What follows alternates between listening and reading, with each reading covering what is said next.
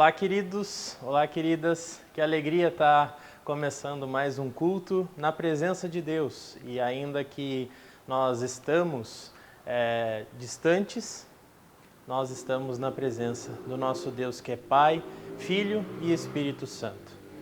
Nós estamos aqui começando o nosso culto num ângulo diferente, mas talvez para nós também proporcionarmos a você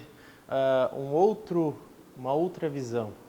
E a ideia é que a gente também possa lembrar daquilo que nós vivemos por tanto tempo e que, de alguma maneira, isso agora não nos é possível.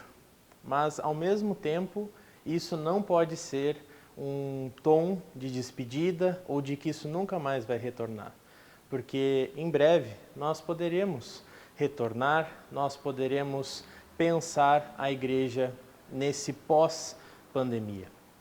Mas antes de nós olharmos e pensarmos sobre isso, eu gostaria de trazer uma reflexão para você sobre justamente esse tempo que nós estamos vivendo diante das telas.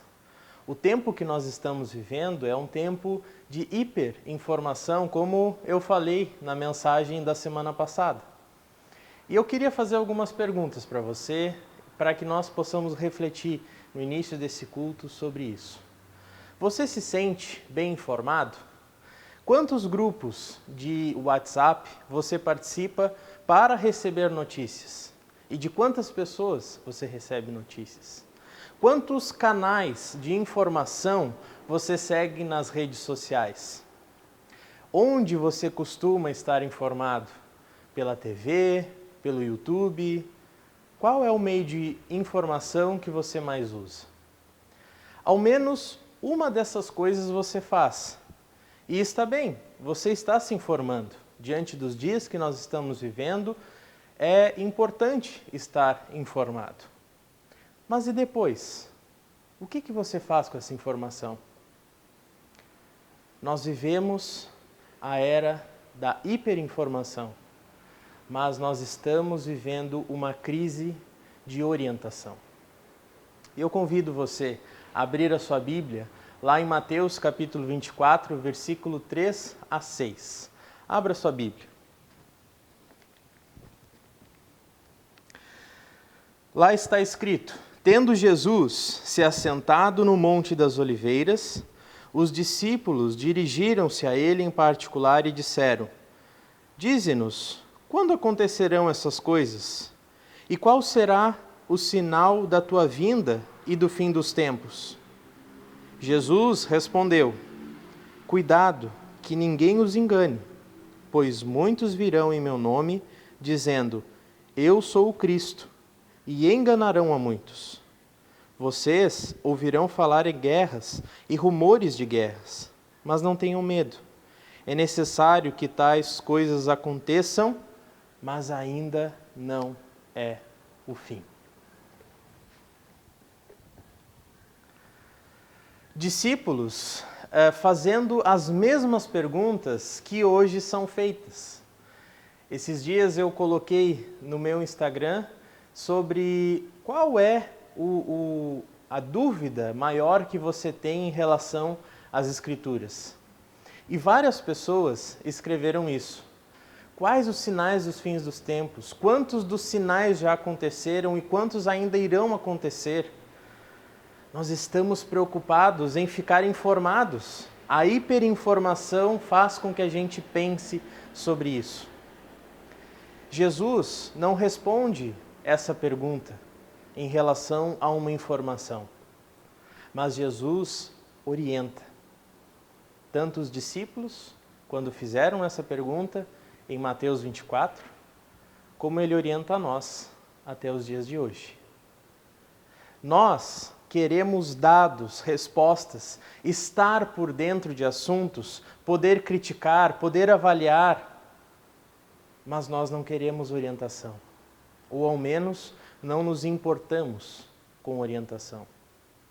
Nós queremos saber quando será o fim dos tempos, quais os sinais que vão acontecer, mas nós não queremos ou não nos ocupamos, nem um minuto que seja, para dobrar os nossos joelhos e entregar para Deus nossos problemas, nossas falhas, a nossa vida. Informação demais nos causa medo, ansiedade, temor, mas orientação nunca é demais e nos faz abrir mão da informação, porque eu não preciso dela. Aquele que me orienta me mostra com o que realmente preciso me preocupar. Eu gostaria de encerrar essa saudação inicial falando sobre um testemunho meu. A escolha que fiz por coisas que eu, pelo menos, vou poder orar.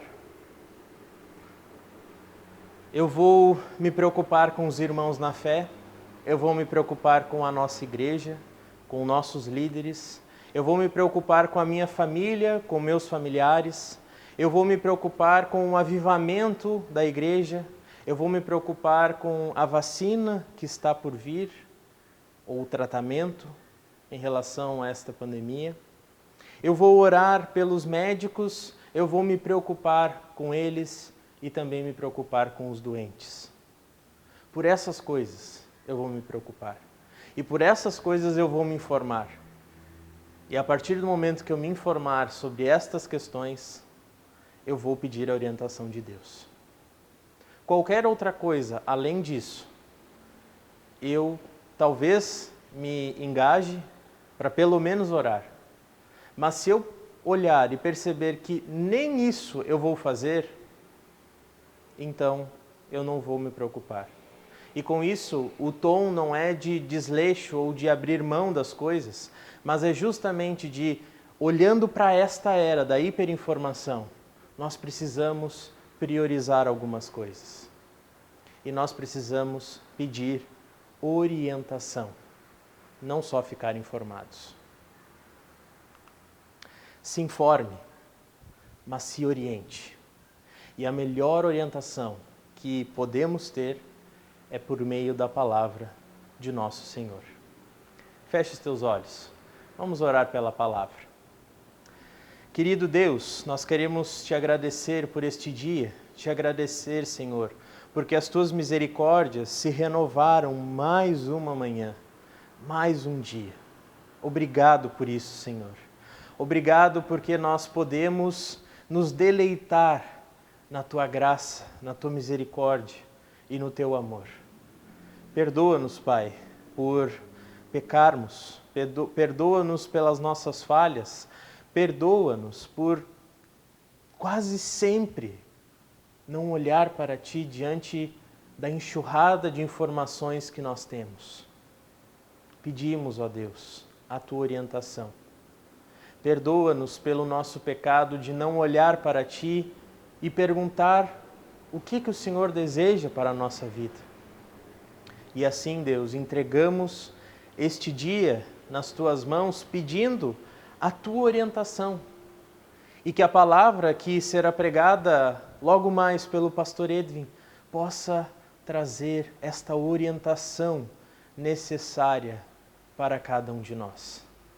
Assim nós oramos, pedimos e entregamos este momento de culto nas Tuas mãos. Amém.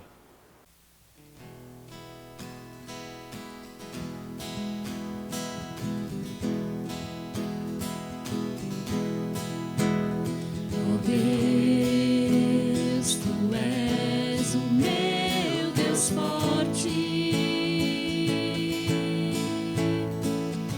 Eu te busco ansiosamente. A minha alma tem sede de Ti. Meu corpo te almeja como terra árida, exausta sem água. Assim eu te contemplo no santuário para ver Tua força e Tua glória, porque a Tua graça é melhor do que a vida. Os meus lábios te louvam. Assim eu te contemplo no santuário para ver Tua força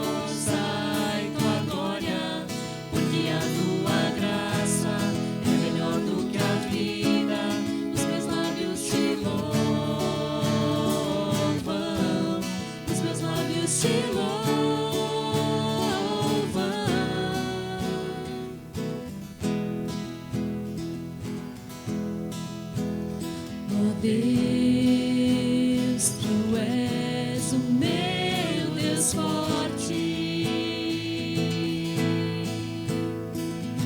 Eu te busco ansiosamente.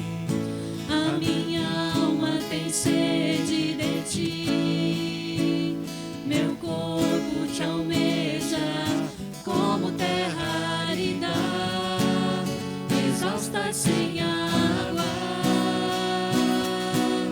Assim eu te contemplo no santuário para ver tua força e tua glória, porque a tua graça é melhor do que a vida, os meus lábios te louvam. Assim eu te contemplo no santuário para ver tua força e tua glória, porque a tua graça é melhor do que a vida, os meus lábios te louvam, os meus lábios te louvam.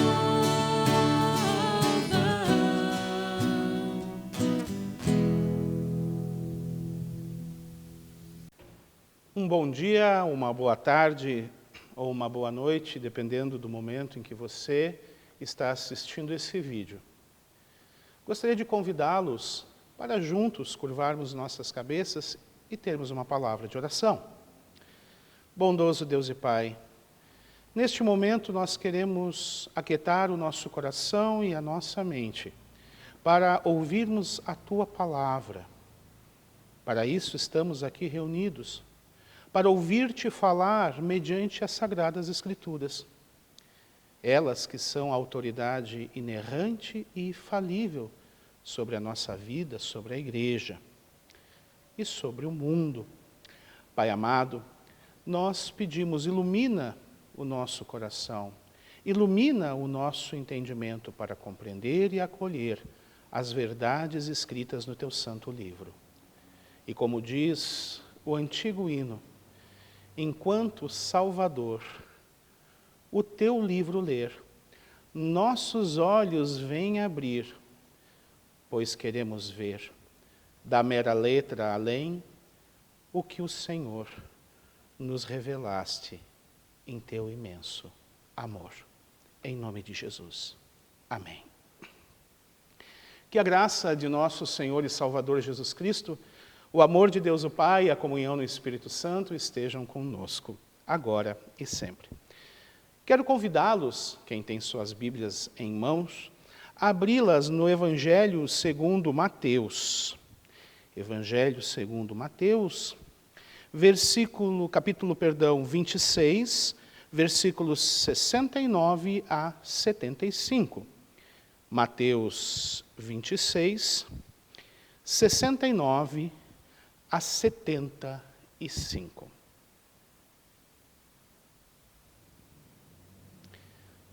Passo a leitura. Ora, estava Pedro assentado fora no pátio, e aproximando-se uma criada, lhe disse: também tu estavas com Jesus, o Galileu. Ele, porém, o negou diante de todos, dizendo: não sei o que dizes.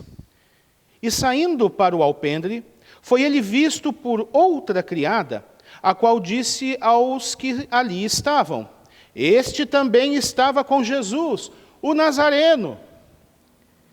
E ele negou outra vez, com juramento: não conheço tal homem.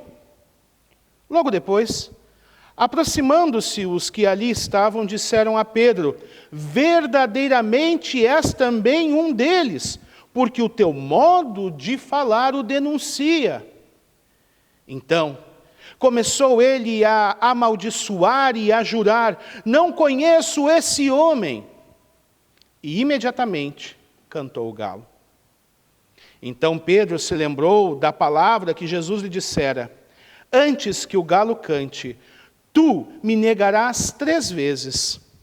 E saindo dali, chorou amargamente. Queridos, o Evangelho segundo Mateus tem por objetivo mostrar que Jesus é o Messias prometido no Antigo Testamento. Ele é o Rei Messias, segundo a linhagem de Davi, o Emanuel, que significa Deus conosco, ou seja, Deus o Filho, habitando entre nós. Em segundo lugar, Jesus também é filho de Abraão, cumprindo-se em Cristo a promessa de bênção às nações feita ao patriarca Abraão. Jesus é o filho da promessa para quem Isaque apontava. Desta forma, cumprindo as promessas antigas, Jesus Cristo de Nazaré traz o reino de Deus ao mundo e salva o seu povo dos seus pecados, por intermédio de sua vida, morte, ressurreição e ascensão aos céus. Uma vez brevemente situados no Evangelho de Mateus, vamos nos aprofundar na passagem que acabamos de ler. Aqui Mateus intenciona mostrar a rejeição profunda que o Messias sofreu. No mesmo capítulo 26, versículo 31, lemos o alerta do Senhor. Então Jesus lhes disse: todos vós, esta noite, vos escandalizareis em mim, porque está escrito: ferirei o pastor, e as ovelhas do rebanho se dispersarão. Jesus alerta aos seus discípulos aquilo que haveria de acontecer, em cumprimento às Escrituras. Cumpre-se aqui as palavras do profeta Zacarias, capítulo 13, versículo 7. Ó espada, desperta-te contra o meu pastor e contra o homem que é o meu companheiro, diz o Senhor dos Exércitos. Fere o pastor e esparlar-se-ão as ovelhas. Ainda, o Salmo 38:11 fala a respeito. Os meus amigos e os meus companheiros afastaram-se da minha chaga, e os meus parentes se põem à distância. Jesus está alertando os seus discípulos que eles o abandonariam nesta última hora, em cumprimento às profecias do Antigo Testamento. Ao lermos o relato da negação de Pedro, fica claro o cumprimento, portanto, destas profecias, nas quais está contida a afirmação de que o Messias seria rejeitado, não só por seus inimigos, aqueles que procuravam matá-lo, mas até mesmo pelos seus amigos mais íntimos. Desta forma, Mateus está nos revelando que, de fato, em Jesus Cristo, o Nazareno, temos o cumprimento de todas as profecias a respeito do Messias, inclusive a sua veemente rejeição até pelos seus amigos mais íntimos. Sim, este, Jesus Cristo, é rejeitado pelos seus amigos mais íntimos. Ele, o filho de Davi, o filho de Abraão, o Emanuel, o Deus conosco, o Filho do Deus vivo, é rejeitado e abandonado até pelos seus mais íntimos amigos. Ele é abandonado até mesmo por Pedro, um dos seus discípulos mais próximos e mais íntimos. E Pedro o abandona e nega sob juramento, e faz isso proferindo maldições de forma enfática, de forma rancorosa, ferindo assim o Senhor em seu coração e na sua alma. Além de relatar a realidade profética da rejeição do Messias, Mateus quer nos advertir sobre duas grandes verdades que emergem da sua narrativa sobre a negação de Pedro. Primeira, Mateus quer desencorajar-nos a agir da mesma forma como Pedro agiu. Segundo, o galo continua a cantar e a chamar os que negam ou negaram Jesus. O galo continua a cantar, chamando ao arrependimento. Para tanto, vamos analisar juntos o drama de Pedro, relatado por Mateus, e o seu crescente e contínuo ato de negação e abandono do Senhor. Como bem salientou, O teólogo, o exegeta reformado, pastor Marcos Granconato, ao tratar desse tema, é um crescente. E ao pastor Granconato devo muito na elaboração desta prédica. De acordo com Granconato, a negação de Pedro obedece 3 etapas sucessivas. Primeira é a negação dissimulada. Segundo, a negação com juramento falso. E terceiro, a negação com juramento falso e maldição. E veremos cada uma destas etapas de maneira separada. A primeira etapa é a negação dissimulada. Lemos no versículo 69, ora, estava Pedro assentado fora no pátio, e aproximando-se uma criada lhe disse, também tu estavas com Jesus, o Galileu. Ele, porém, o negou diante de todos, dizendo, não sei o que dizes. O pano de fundo, queridos, deste acontecimento, se estabelece a partir dos versículos 57 e 58 do mesmo capítulo 26, logo após a prisão de Jesus. Vejamos, e os que o prenderam a Jesus, o conduziram à casa do sumo sacerdote Caifás, onde os escribas e os anciãos estavam reunidos. E Pedro o seguiu de longe até o pátio do sumo sacerdote, e entrando, assentou-se entre os criados para ver o fim. Notem, enquanto Jesus está sendo interrogado pelos principais sacerdotes e todo o sinédrio na casa do sumo sacerdote Caifás, ou seja, diante das autoridades religiosas do templo, paralelamente nós temos outra cena acontecendo. Pedro está no pátio desta casa e, assentado entre os empregados, estava esperando pelos desdobramentos da prisão de Jesus. Ali, tal qual Jesus, Pedro é submetido a questionamentos. Não agora pelas autoridades do templo, como Jesus estava sendo, mas por pessoas curiosas e humildes. E a primeira delas é literalmente uma pequena criada. O termo grego aqui no original é paidiske, que pode tanto significar uma criada jovem, uma pequena criada jovem, ou uma criada de funções humildes, ou ambas coisas. Fato é que era alguém de cargo humilde e de menor importância dentro daquela casa. Ela não representa, portanto, por ser uma pequena criada, ameaça para Pedro. Ela certamente age movida por curiosidade e não intencionando fazer mal ao discípulo. E, portanto, chega até ele e diz, o homem que estava disposto a morrer pelo Senhor, pouco tempo antes, e ela chega diante dele e afirma, ei, tu também estavas com Jesus o Galileu, ei, eu te conheço, tu estavas com ele. E pela primeira vez no Evangelho de Mateus aparece o título Galileu. Jesus veio da Galileia, Pedro era Galileu. A empregada simplesmente faz uma constatação curiosa, pois ele era alguém estranho entre os criados da casa, cujo sotaque típico da Galileia diferenciava do sotaque de Jerusalém. Era alguém estranho ali. Identificou o sotaque, identificou o campo de atuação de Jesus na Galileia. Bom, tu estavas com ele.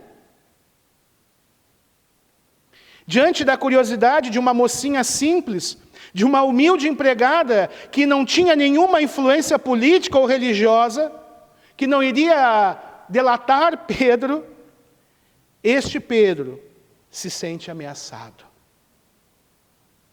Repito, o homem que estava disposto a morrer pelo Senhor se sente ameaçado pela curiosidade de uma pequena empregada, de uma serva humilde que estava ali no pátio da casa do sumo sacerdote, Caifás.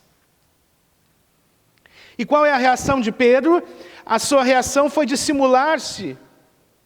E ele faz o seguinte, ele nega diante de todos, dizendo, não sei o que dizes. Ela interpela ele particularmente, E agora ele nega publicamente. Não sei o que dizes. A intenção de Mateus aqui é mostrar-nos a gravidade do ato de Pedro. Ele cometeu o pecado que Jesus havia denunciado no capítulo 10 do mesmo evangelho, versículo 33. Ali nós lemos palavras de Jesus. Mas qualquer que me negar diante dos homens, eu o negarei também diante de meu Pai que está nos céus. Pedro agora, de modo dissimulado, está dizendo àquela moça, olha, eu não sei, guria, do que você está falando. Eu não entendo essa sua afirmação. Que afirmação é essa? Não tem nada a ver comigo. E ele vai saindo de mansinho. Vejam, enquanto na cena paralela, Jesus estava confessando a sua identidade sob juramento diante das autoridades religiosas. Jesus estava afirmando quem era. Pedro, um dos seus apóstolos mais chegado, nega a sua própria identidade de discípulo de forma dissimulada diante, não do sinédrio, mas de uma humilde empregada e dos demais servos que estão no pátio daquela casa. E esta foi a primeira etapa no processo de negação de Pedro. A segunda etapa é a negação com juramento falso. Versículos 71 e 72 nós lemos, e saindo para o pórtico, foi ele visto por outra criada, a qual disse aos que ali estavam, este também estava com Jesus, o Nazareno. E ele negou outra vez com juramento, não conheço tal homem. Saindo de mansinho agora, Pedro se depara com outra criada, e esta, mais espalhafatosa, aponta para ele e fala aos outros, olha, este também estava com Jesus o Nazareno.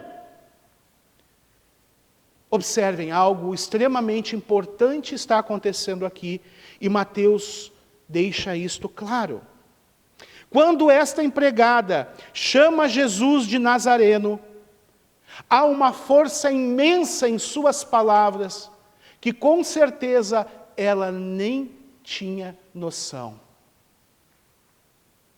Mateus visa que os seus leitores entendam a gravidade de toda essa situação. Pedro ouviu na boca daquela criada o cumprimento de uma promessa messiânica, e repito, sem ela mesmo saber. Em Mateus 2:23, lemos, e chegou e habitou numa cidade chamada Nazaré, para que se cumprisse o que fora dito pelos profetas, ele será chamado Nazareno. Estamos diante de um cumprimento de uma profecia na boca desta empregada.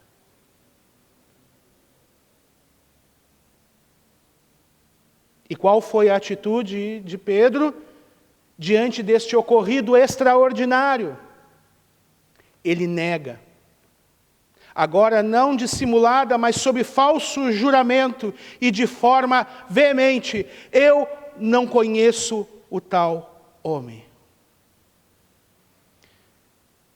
Lendo na língua grega original, estas palavras criam um peso aos ouvidos. A dramaticidade que Mateus quis passar. Ali nós lemos, uk oida, ton antropoton. Eu não conheço tal homem. É veemente. E jurando, ele nega o seu Senhor. E esse potencial destrutivo da negação de Pedro não para por aqui. Diante de tudo o que ele viu nos anos ao lado do Senhor e da profecia cumprida na boca da criada, ao invés de Pedro se arrepender, ele é tomado de medo. E o medo o empurra para o ápice dessa tragédia. Não bastasse a negação dissimulada, não bastasse agora a negação sobre juramento falso, sobre perjúrio. Agora, na terceira etapa, Pedro nega com juramento falso e maldição. Versículos 73 e 74 Logo depois, aproximando-se, os que ali estavam disseram a Pedro: verdadeiramente és um deles, porque o teu modo de falar o denuncia. Versículo 74, então começou ele a amaldiçoar e a jurar: não conheço esse homem. E imediatamente cantou o galo. Agora, Pedro é atraído pelo seu sotaque típico da Galileia, de maneira mais veemente. Quem o denuncia não é mais uma voz tímida e curiosa da primeira criada, nem uma segunda voz mais espalhafatosa como da segunda criada. Agora era um coro de vozes naquele pátio dizendo: verdadeiramente és também um deles, porque o teu modo de falar o denuncia. Veja, há um crescente, tanto nas acusações contra Pedro, quanto nas suas negações. É como uma música que vai num crescendo. Começa a interpolação de uma criada simples, a segunda mais espalhafatosa da segunda criada, e agora um coro de homens e mulheres naquele pátio, apontando para Pedro, dizendo: tu és Galileu,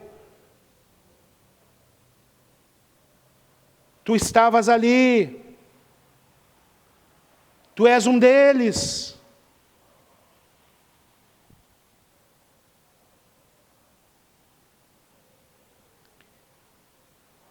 Porque o teu modo de falar o denuncia.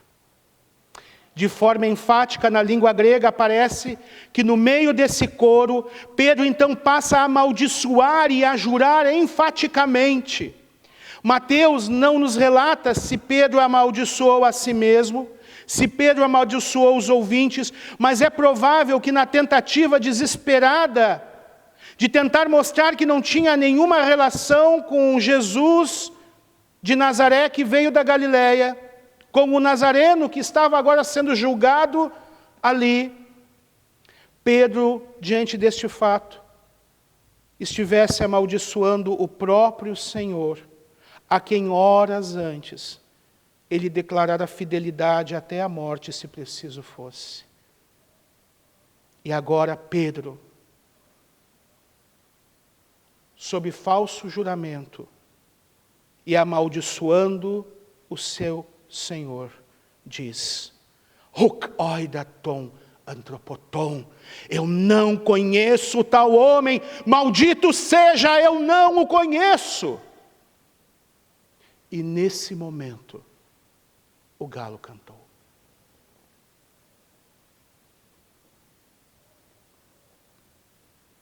A culpa do pecado de Pedro é reforçada pelo fato de que ele retrucou a advertência de seu mestre, dizendo que ainda que todos se escandalizassem, ele não o faria. O ousado Pedro tornou-se um covarde. Foi apenas uma empregada e outra empregada mexeriqueira falar com ele. Foi apenas a voz dos empregados ao redor do fogo, ao ar livre, bater-lhe nos ouvidos e coração, que o corajoso outrora Pedro se torna um covarde.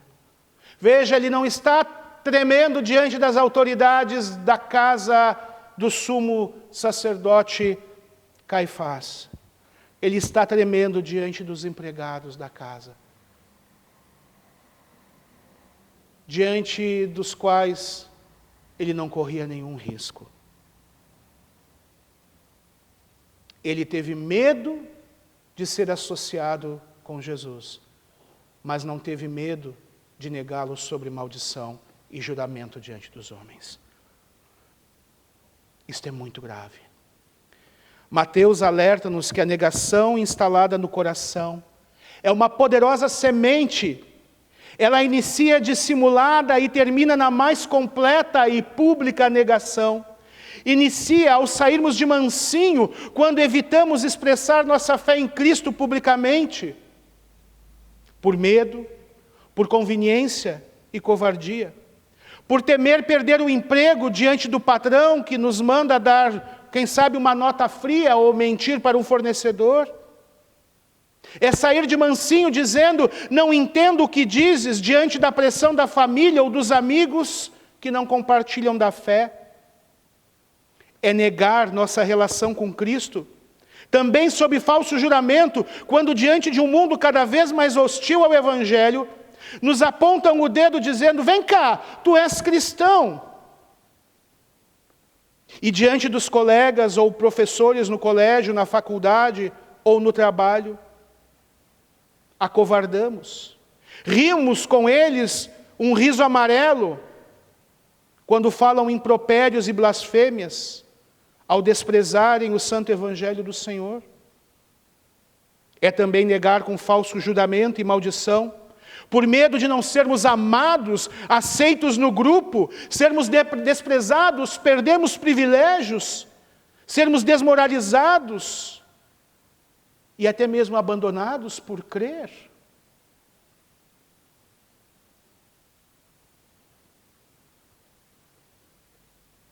O medo de dizer publicamente, sim, eu sou um discípulo dele, eu sou um cristão, eu creio na sua palavra e nos valores desta palavra. Esse medo, como nos mostra Mateus, primeiro faz a pessoa negar dissimuladamente, depois enfaticamente e por fim de forma blasfema. Eu não conheço o tal homem. Maldito seja, eu não conheço nenhum Jesus. Muitos crentes fazem isso. E quando fazem, agem como Pedro, por medo de não serem amados, de não serem aceitos, de perderem privilégios, repito, ou posições. Mateus está nos alertando para a gravidade de negarmos a Cristo e para não agirmos assim. A segunda coisa, o galo continua a cantar. Versículo 75, então Pedro se lembrou da palavra que Jesus lhe dissera, antes que o galo cante, tu me negarás 3 vezes. E saindo dali, chorou amargamente. O dia não havia ainda raiado, em meio à escuridão da noite, o galo canta. Pedro agora para, silencia, e lembra as palavras do Senhor no versículo 34, em verdade te digo que nesta mesma noite, antes que o galo cante, 3 vezes me negarás.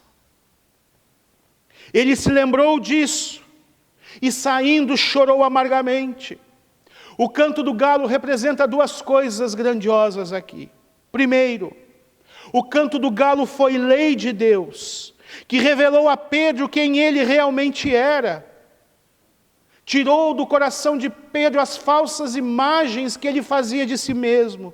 Ele não era aquele homem disposto a ir até a morte com o Senhor. Ele não aguentou o escrutínio dos empregados, que não representavam nenhum perigo para ele. Ele se deu por conta que ele tinha uma falsa imagem de si mesmo. O canto do galo revelou a Pedro quem ele era. O canto do galo revelou-lhe que enquanto sob juramento Jesus de Nazaré, o Galileu, estava confessando sua identidade como Messias, ele, Pedro, ao mesmo tempo estava sob juramento e maldição, negando a sua parceria, a sua identidade como discípulo do Senhor. O canto do galo foi um chamado ao arrependimento. Quando Pedro pensou naquilo, quando ele lembrou daquilo que ele disse que seria para o Senhor, e naquilo que ele havia feito diante dos empregados naquele pátio, quando ele se deu por conta do motivo tão pequeno que o levou a um pecado tão grande e atroz, que levou-o a jurar e a blasfemar,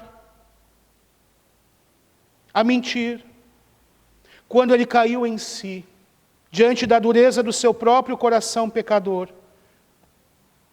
e se deu por conta que ele mentiu e o fez uma e outra vez, ele chora amargamente.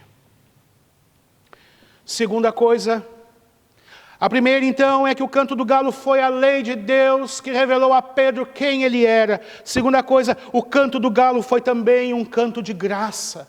anúncio da graça.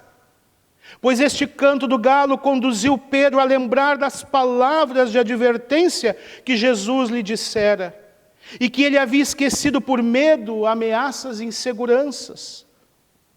Quando o galo cantou, as palavras do Senhor brilharam em sua mente. O sol não havia raiado no horizonte, mas a luz de Cristo, com o cantar do galo, brilhou na mente e no coração arrependidos de Pedro. E ali foi o início da sua restauração. O apóstolo arrependido estava certo ao chorar, ao ser lembrado do pleno perdão do Salvador, da sua fidelidade a Ele, mesmo diante da infidelidade de Pedro.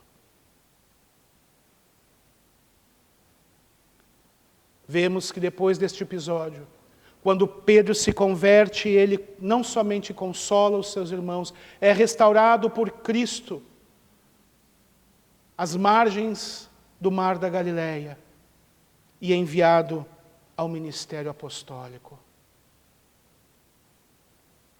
O final para Pedro é maravilhoso.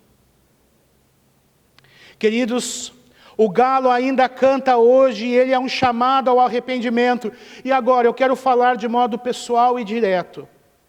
Sei que isto fere algumas regras da homilética e peço perdão ao meu professor de homilética se estiver me assistindo. Mas eu quero ser bem pessoal. Quem sabe um dia você ouviu as palavras de Jesus e diante dos medos, ameaças, decepções, sofrimentos e problemas, também o tenha negado, o tenha abandonado, dado as costas a Ele. Quem sabe esta pregação seja o cantar do galo que tenha trazido à tua memória palavras que você ouviu quando criança no culto infantil, no ensino confirmatório, na escola bíblica dominical ou nos cultos, que algum dia, em algum momento em sua vida, você frequentou. Quem sabe esta pregação despertou a memória, as coisas que aprendestes com os teus pais, com os teus avós. Quem sabe despertou as palavras de Jesus. E você agora lembra, sim, um dia eu ouvi o Senhor, sim, um dia eu caminhei com Ele, mas eu virei as costas para Ele por vários motivos. Pode ser que esta pregação seja o canto do galo para você. E agora você está recordando tudo o que uma vez Cristo te disse pela sua palavra. Teu coração pode estar chorando amargamente como o de Pedro, e ao cair em si você reconhece que tem andado longe de Cristo, que tem andado uma vida de pecado, dando as costas a tudo que ouvistes do Senhor. Eu te peço agora, ouça o canto do galo na noite escura da tua alma. Pode ser o fim de uma vida de desvios e pecados. E aqui eu quero usar de maneira bem literal as palavras do pastor Granconato, que tem a melhor definição a respeito desta realidade de Pedro. Quando aquele galo cantou, ele anunciou o fim de uma noite de infidelidades, de pecados e de maldades contra o Senhor. Hoje o galo canta, a palavra de Deus continua ecoando. É um chamado para abandonares uma vida de infidelidade, de pecados e de maldades contra o Senhor que um dia tu servistes e ao lado de quem caminhastes. Quando o galo canta, é o prenúncio de um amanhecer. Você pode ter se desviado por um caminho de infidelidades e pecados contra o Senhor. Você pode ter negado o teu Senhor e a comunhão na fé com irmãos, mas hoje o canto do galo é o canto da graça que anuncia o fugir das trevas da noite, que pode fazer o sol da justiça de Cristo brilhar novamente no teu coração, assim como fez no coração de Pedro. Assim também pode ser contigo. E se hoje ouves a voz do Senhor, não endureçais o teu coração. Não tenhas dúvidas. O Senhor pode te restaurar como restaurou Pedro. Ouça, o galo canta. Não dê as costas para o amanhecer. Quero convidá-los a uma palavra de oração. Pai amado, eu quero orar especificamente pelas pessoas que um dia caminharam junto ao Teu amado Filho Jesus Cristo e que por medo, decepções, problemas, sofrimentos, motivos tantos e vários, deram as costas a Cristo e afastaram-se dos seus caminhos. Senhor, chama os Teus, e que esta pregação e esta palavra, a Tua palavra, possa ser o cantar do galo no coração entenebrecido e nas mentes que estão na escuridão da noite do pecado, despertando-as para voltarem-se para Ti. Pai amado, conduz os Teus à claridade e à luz do Teu reino. Arranca-os, aqueles que estão afastados das trevas. Recoloca-os por misericórdia no reino da Tua maravilhosa luz. Restaura-os, assim como fizeste com Pedro. Mesmo diante de uma tríplice e terrível negação, Tu não lhe legastes o perdão, a reconciliação e a restauração. Que assim seja também no coração daqueles que ouvem esta prédica, mas estão afastados de Ti. Em nome de Cristo Jesus, nosso bendito e eterno Redentor. Amém.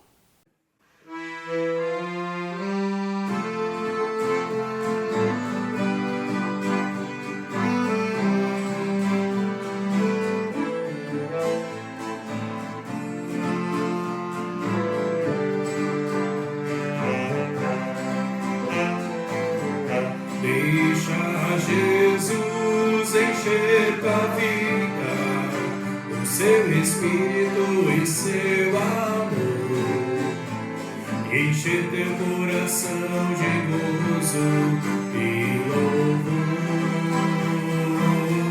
Deixa Jesus cuidar das coisas que te fazem feliz, e andarás do modo como a Bíblia diz. Oh, Cristo, meu Cristo, vem em mim morar. Oh, Cristo, meu Cristo, vem em mim morar. Oh, venha e canta com toda a alegria do teu coração. Renda tudo a Ele, tenha salvação. A Ele dá tuas tristezas, ilusões e tua cruz. Tudo entrega hoje em nome de Jesus. Oh, Cristo, meu Cristo, vem em mim morar. Oh, Cristo, meu Cristo, vem em mim morar.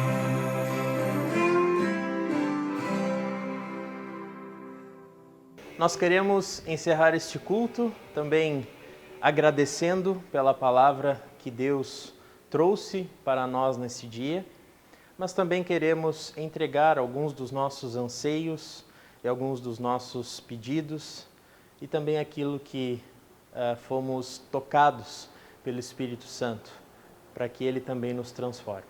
Vamos orar? Querido e bondoso Deus, nós queremos chegar na Tua presença para Te agradecer por este culto, Te agradecer por este alimento espiritual que o Senhor nos traz. Obrigado, Senhor Jesus, porque nós podemos, em meio a tudo isso que nós temos vivido neste ano, ainda assim podemos ser alimentados pela Tua palavra. Pedimos, ó Deus, que aquilo que o Senhor incomodou o nosso coração, aquilo que o Senhor tocou a nós de uma maneira tremenda, nós Te pedimos, ó Pai, que não fiquemos parados, mas ajuda-nos, orienta-nos a buscar a transformação, a restauração que o Senhor promete a nós.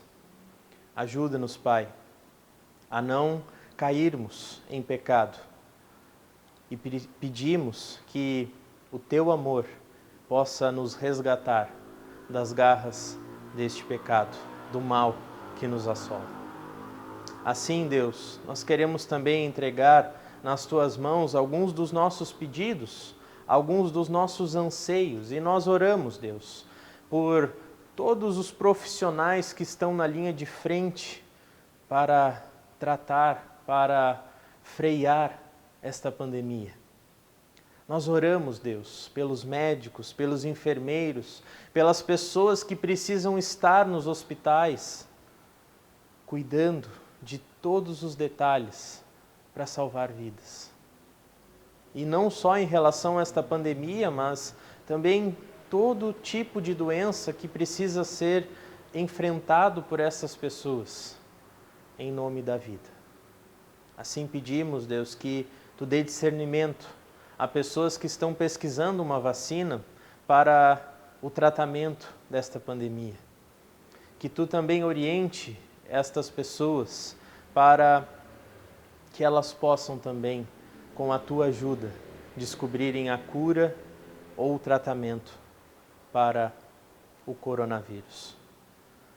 Nós queremos entregar, Senhor, nas Tuas mãos os nossos anseios, os nossos medos, e pedimos que Tu nos oriente e nos capacite a não ficar mais ansiosos, com mais medo, mas ajuda-nos, por meio da Tua palavra, por meio do Teu Espírito Santo, a colocar isso nas Tuas mãos e nos transformar. Pedimos, ó Deus, pela nossa igreja, pelos nossos pastores, pelos líderes.